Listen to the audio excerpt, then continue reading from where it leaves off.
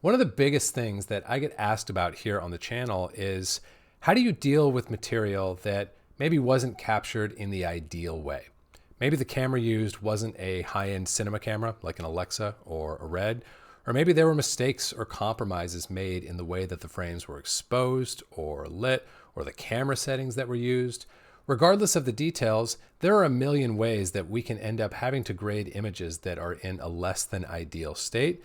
And of course, I view it as my job as a professional colorist to give every image that comes across my desk the very best treatment possible and to make it look its best and to help my clients realize their creative intent for that image. So this is a topic that I think about all the time. I'm really excited to discuss in our video today. We're going to take a look at a handful of shots that fall into this category and talk about some specific ideas and techniques that we can bring into play when we're working with material that maybe wasn't captured in the ideal way. So let's dive into Resolve and take a look. So a couple things in our initial setup that I want to talk through. So I've got some color management set up that I want to walk you through today because we're making a slight tweak on the way that we normally color manage material here in the channel. Now, if you don't know what I'm talking about when I say color management, I encourage you to check out lots of the content that we have here on the channel that covers that topic. In particular, you could check out my DaVinci Wide Gamut Workflow series, where I will walk you through the basics of setting up a good color management workflow for getting the very best out of your images. For the moment, I want to go into my project settings and show you the slight tweak that I've made on the normal settings that I use for my color management. Now, if you've been hanging out here on the channel for a while, you can probably spot the one thing that I've changed here that is not the same as you would typically see here in these settings. Can you spot it? Input color space has been changed. Where I would normally set this to whatever my source format is for my camera, in this case, I've selected same as timeline. And what this effectively means is I'm telling Resolve, hey, don't input map at all. Just assume that all of my material is already in DaVinci Wide Gamut Intermediate. Now, why in the world would I do that? That doesn't describe any of the material in this timeline. None of the material in this timeline is in DaVinci Wide Gamut Intermediate. It's actually all in some flavor of Rec 709. So why would I set my input color space here to same as timeline? Well, that's because we are going to perform that input transform step of getting from our original camera negative or our original shot color space into DaVinci Wide Gamut Intermediate. That step is going to be handled at the clip level in a node as opposed to here in our project settings. So for the moment, we are setting our input color space to say same as timeline, which is really my way of telling Resolve, don't worry about it. I'm going to take care of it. Just handle everything that comes after that initial input transform. Make sense? So when I cancel out of here, the next thing I want to show you is that when I uncheck a setting that I currently have turned on to bypass color management, you're going to see I've got a zany looking image. Why does this image look so crazy? Well, it's effectively because I'm lying to Resolve. I'm telling Resolve, treat this image as if it's DaVinci Wide Gamut Intermediate and then map that image to Rec 709 Gamma 2.4. Well, this image is not DaVinci Wide Gamut Intermediate, so when I apply that process, that transformation, I get really strange results. Essentially, I'm getting a double transform to Rec 709 because it's already in Rec 709 and it's being treated as if it's log and being retransformed into Rec 709. That's not what we want. We want to set up our input transform and we want to have control over it so that we can give our Rec 709 image the best ride possible, if that makes sense. Here's the thing to keep in mind when you are grading a Rec 709 image. It's had a whole ride. It's had a whole lifespan prior to you touching it. It has been captured, it's been processed, it's been transcoded. It's gone through all kinds of processes that have changed it from its original scene state. So we want to make sure that we're giving it as smooth and gentle of a ride as we possibly can during the color grade, okay? Here's how we're going to go about that. You'll notice here in my template node graph that I always use when I'm grading, I've actually changed things up a little bit. I've just added a couple of empty nodes here to the head of my node graph. Specifically, node number 1 is going to be the one that I use to drop a color space transform on and apply this initial input transform. And you can probably guess what these initial settings are going to be. We're going to say Rec 709 Gamma 2.4, and then we're going to go out to DaVinci Wide Gamut, DaVinci Intermediate. And it's really this next step that is the reason we are doing this here rather than in our project settings. I want to manually control how we're mapping the dynamic range of the source to the dynamic range of my working space, meaning DaVinci Wide Gamut Intermediate. To do that, I'm going to select luminance mapping for my tone mapping method. I'm going to turn my max input and max output on. And I'm going to set my max output to 10,000. I'm going to say fill the container for DaVinci Intermediate, which has a max of 10,000. And what I now want to do is look at my image as well as my waveform and go through an exercise that I call fill but don't spill. I want to get a good healthy signal that's inhabiting a good range of my waveform values here. However, I don't want to see anything clipping out or touching this top line, because what that means, or what it might mean, is that I'm actually clipping out even more data than has already been clipped from this image since it was originally captured. We don't want to do that. We want to give the image a nice gentle ride. So we're going to sort of manually adjust this max input to ensure that we are filling but not spilling. And I will typically leave just a little bit of headroom here just because I want to leave a little bit of room in the image. So let's say around a 115 is going to be a good spot for this image. And then the next thing that I want to do, now that I've got my baseline color management set up, is I'm now going to proceed with the normal workflow that I would for any color grading process, which means that I'm going to go to my timeline level and I'm going to apply an overall look. An overall look is simply a set of creative manipulations that stays the same from shot to shot to shot to shot. And you can see I've already prepped an overall look using some of the components from my Voyager Pro LUT Pack, which came out earlier this month. Encourage you to check that out if you want to get some really high quality, great looking scene referred looks that you can use in a color management system such as DaVinci Wide Gamut Intermediate. For now, I'm just going to turn this on. I've got these all selected and I've enabled them like so. And you can also see if I look up here in my gallery, I actually went ahead and saved some stills of each of the images in this timeline before I had done anything to the images. So we're just looking at their original state here. And something that I like to do throughout a process when I'm grading, frankly, any image, but especially a Rec 709 image, so I'm trying to set a bar of like, okay, I might not be able to do everything that I wish I could for this image, but I can always make it look better than where I started. That's my baseline goal. It sounds like a pretty humble goal, but if you can really keep an eye on that goal and make sure you're doing it shot after shot after shot, you're going to be in a great place with your color grade, okay?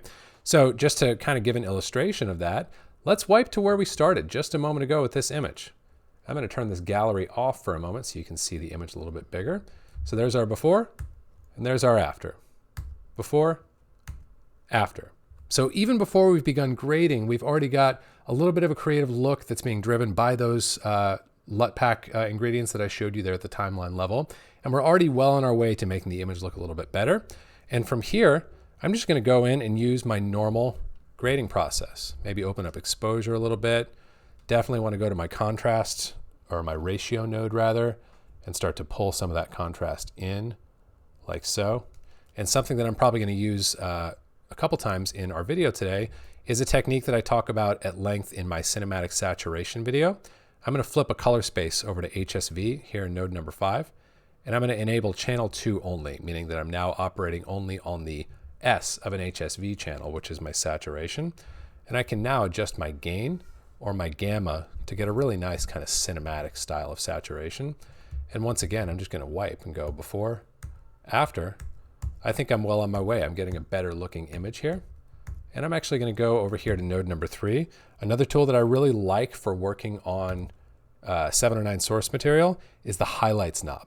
It's not usually my go-to knob, but it actually does exactly what I want for 709 stuff, which is not only to roll in highlights, but it's going to add a little bit of texture to give the feeling, even when you've got a clipped highlight like we do here on the young lady's cheek, you can sometimes get a little bit of extra texture and a feeling that you've held that highlight a little bit more than it actually was. That can be your friend when you're grading Rec 709 in particular. And I think that's a nice adjustment there. Maybe I went a little too far with that exposure, so let's pull that in.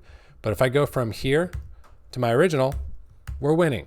We're getting an image to look better than where it started. Maybe we'll still be able to take things further, but I'm pretty happy with that for the time being. Let me pull back that saturation just a little bit. Let's also go to our balance and just see if we can't sweeten that at all. Maybe something like that. And now we've got our before and our after. Before, after. I think that's looking much better. Let's trim exposure back even a little bit more.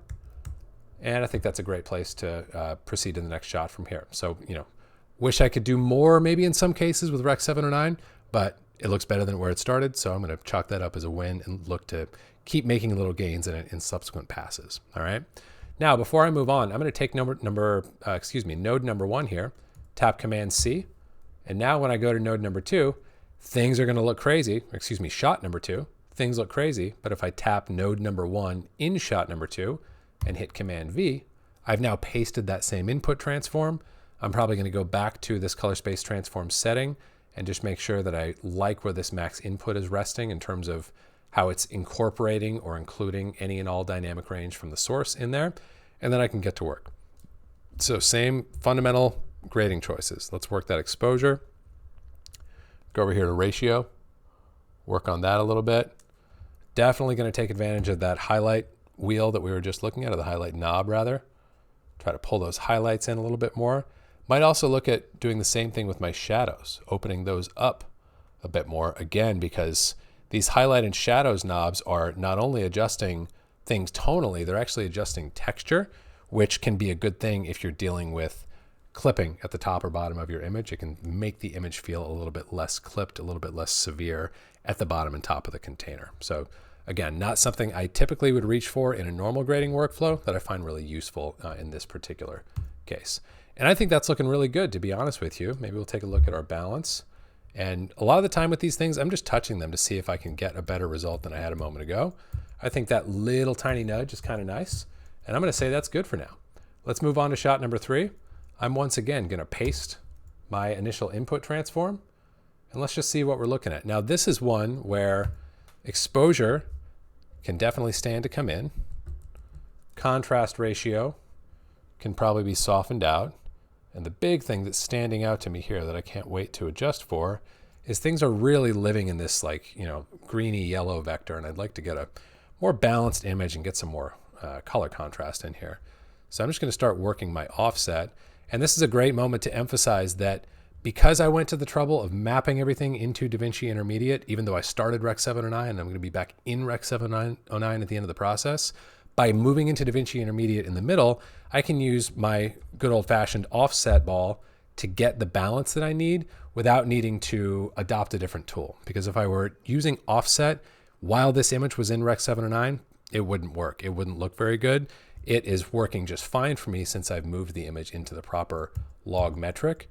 And that quick adjustment is feeling a lot better to me than we had a moment ago. A lot more separation, a lot more naturalistic color reproduction. Maybe we can go a little bit warmer with that still. Something like that. Okay? So that's kind of what I would look for there. Same thing, a lot of working with Rec 709 material is paying attention to the extremities, to the top and bottom, and doing what you can to salvage and to breathe life into those areas. They're always going to be a problem area because your dynamic range has been so constrained by the time you're talking about manipulating a Rec 709 image, but we want to do everything we can, right? So once again, I'm going to go down to the lower section of my node graph, try to roll these highlights in, see if I can't get a little more life out of those clouds. Maybe that's helping a little bit. Shadows, same thing. Shadows aren't in bad shape actually to begin with, so maybe I'll leave that well enough alone, although I do like bringing them up just a little bit. So there's the before and after on my sort of like shadow highlight adjustment, which is feeling nice. And this is also an instance where just some good old-fashioned grading, like let's guide the eye type of stuff can come into play. I'm just going to do a nice big soft power window. And in fact, let's just do it like so. I really just want to knock down the lower right-hand corner of this frame. I don't necessarily want to touch the sky. So I'm just going to draw a big, broad, soft shape like this. And then we're going to invert this and grab, we could do either our offset. Let me toggle this outline so that we're not seeing this on my reference monitor.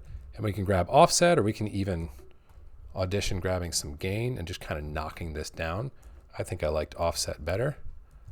Just kind of bringing in things a little bit. That's just, fundamental kind of good grading stuff.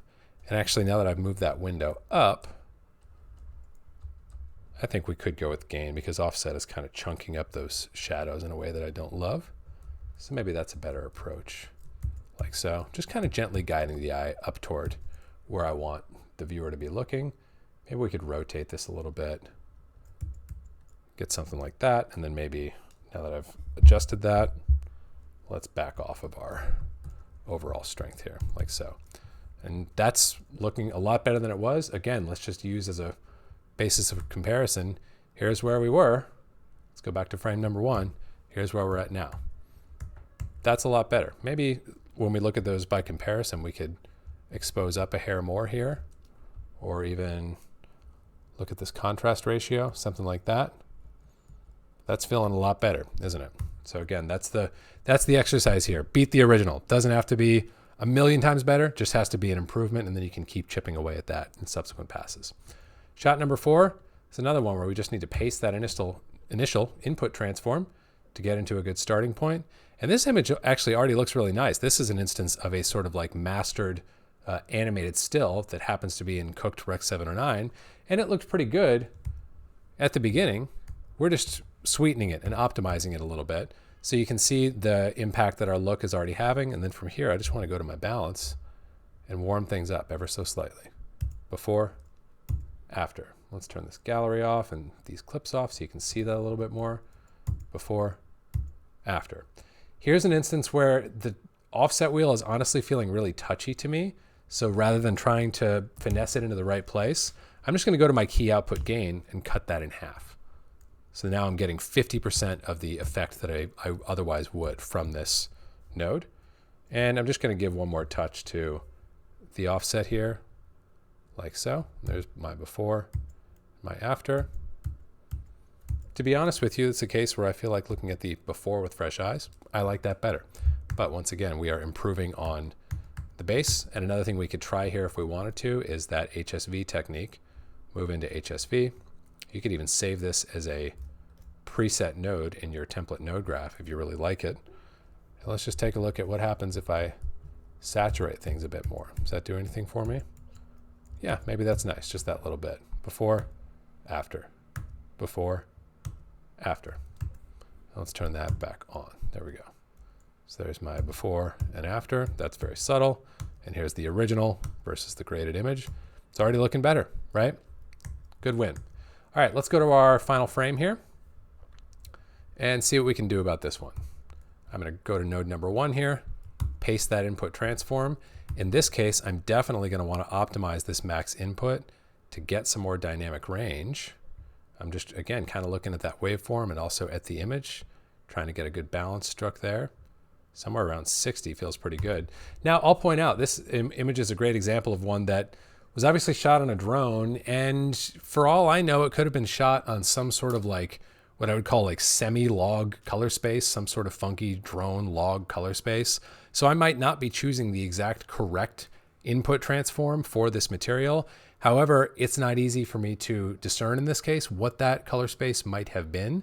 And this is going to give me as close to a good foundation as I can get with an input color space transform without knowing that. So I'm simply going to stick with 709 gamma 2.4 and adjust that max input like so.